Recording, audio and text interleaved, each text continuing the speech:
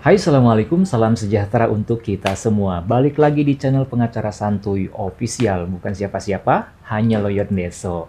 Kita akan kembali sharing, membahas pertanyaan ataupun juga masalah yang disampaikan atau yang ditanyakan oleh teman-teman viewers kita ya. Dan pertanyaannya ini berkaitan dengan masalah harta bersama atau harta gono gini. Saya bacain dulu pertanyaannya. Assalamualaikum, waalaikumsalam warahmatullahi wabarakatuh. Bagaimana hukum menurut Islam tentang harta bersama apabila suami murtad? Mohon penjelasannya. Itu pertanyaannya ya.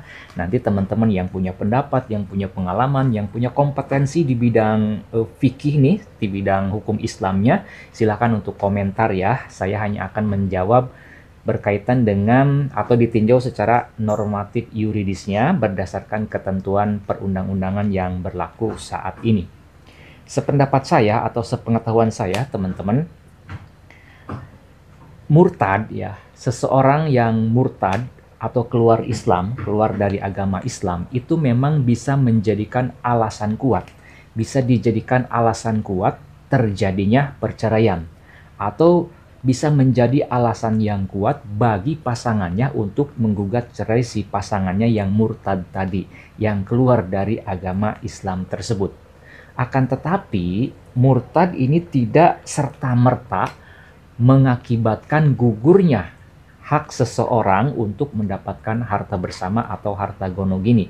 Dalam kasus teman kita ini, suaminya yang keluar dari agama Islam. Kita asumsikan dulu nikahnya mereka beragama Islam ya, dua-duanya suami istri ini. Akan tetapi setelah misalkan menjalankan rumah tangga beberapa tahun kemudian si suaminya murtad. Nah, selama atau semenjak menikah, mereka sudah punya harta benda, misalkan sudah punya tanah, sudah punya rumah, ataupun juga aset-aset yang lainnya. Nah, jadi ketika si suami ini murtad, kemudian si istrinya menggugat cerai, maka secara normatif yuridis, si suami ini, mantan suami ini yang murtad tadi, itu dia memiliki hak. Dia tetap berhak untuk memperoleh, untuk mendapatkan harta bersama atau harta gono gini yang dihasilkan semenjak si suami ini menikah dulu dengan si istrinya tadi.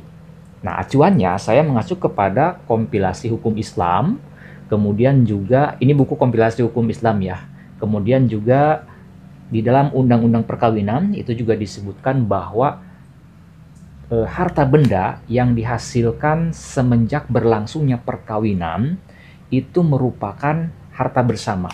Ya, jadi di dalam peraturan perundang-undangannya memang tidak dikenal istilah harta gono gini. Harta gono gini itu hanya bahasa yang familiar di tengah masyarakat, tetapi yang tertulis di dalam undang-undang perkawinan ataupun di dalam buku kompilasi hukum Islam itu istilahnya adalah harta bersama.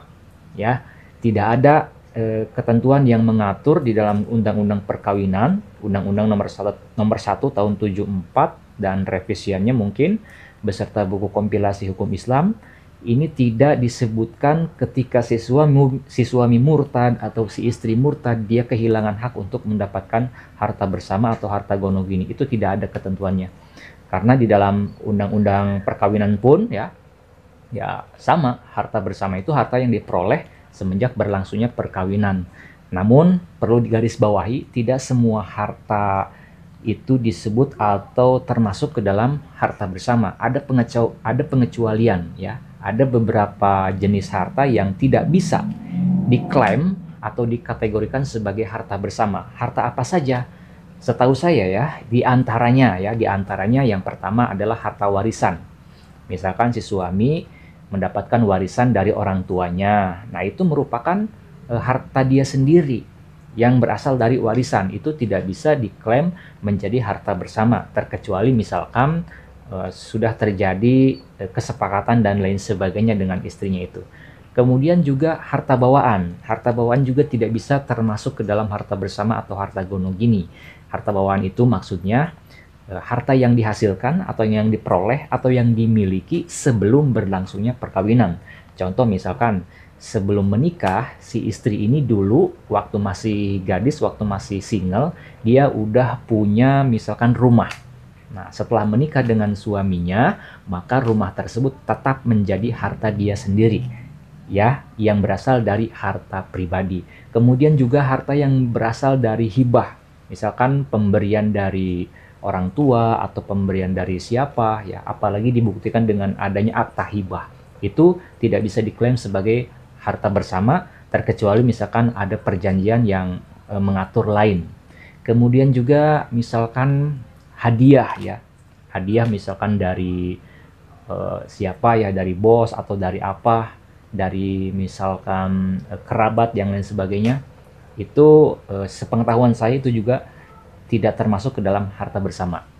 Nah, seperti itu ya teman-teman. Jadi kalau menurut saya, pendapat saya dan sepengetahuan saya, yang saya ambil ya, yang saya rujukannya itu berdasarkan Undang-Undang Perkawinan dan Kompilasi Hukum Islam. Ini buku Kompilasi Hukum Islam ini merupakan salah satu pedoman yang dipakai hakim-hakim pengadilan agama.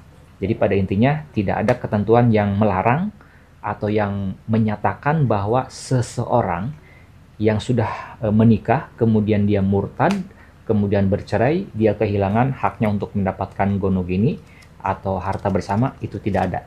Ya, jadi tetap si suami ini ya, dalam kasus atau pertanyaan teman kita ini, dia tetap memiliki hak untuk mendapatkan harta bersama atau harta gonogini. Jadi kalau misalkan si suami ini tidak diberikan haknya, dia bisa menuntut atau menggugat secara perdata ya ke pengadilan yang berwenang tentunya. Itu saja yang dapat saya bahas, mudah-mudahan ada gunanya.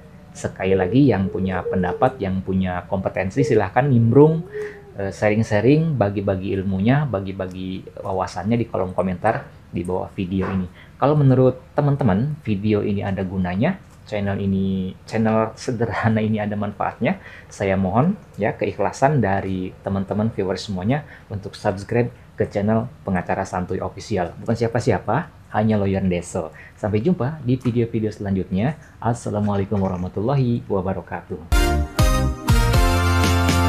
Ayo kawan, buka mata hati, kenal hukum biar hidup lebih pasti.